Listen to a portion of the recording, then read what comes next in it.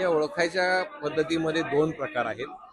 एक तर आंबा हातात घेतल्यानंतर तुम्हाला त्याचा सुगंध तुम्ही घेता, अरोमा ज्याला म्हणतात, तो जर तुम्ही घेतला आणि त्याला जर एक वेगळ्या पद्धतीची हापूस आंब्याला एक वेगळा सुगंध येतो, तो जर आला तर तो तुम्ही ओळखायचा की तो आंबा हा देवगड आणि रत्नागिरीचा आहे. कर्नाटकच्या आंब्याला त्या पद्धतीने सुगंध येत नाही, ही बाहेरून दाखवली.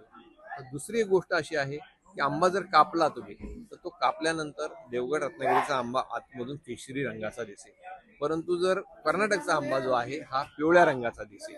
आणि तो जर खाताना जर पाहिलं तर त्याला कोळीच्या तिथे किंवा सात नंतर आंबटपणा जास्त जाणवतो.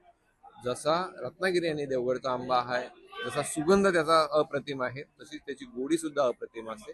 त्यामुळे या दोन गोष्टीवरून ग्राहकांना हा आंबा आरामात ओळखता येतो. परंतु त्याच्यातही मी अशी आपल्या चॅनलच्या माध्यमातून ग्राहकांना अशी विनंती करेल की तुम्ही परंपरेने ज्या आपल्या खरीददाराकडं, ज्याच्याकडे तुम्ही परंपरेने आंबा घेता त्याच्याकडेच घ्या.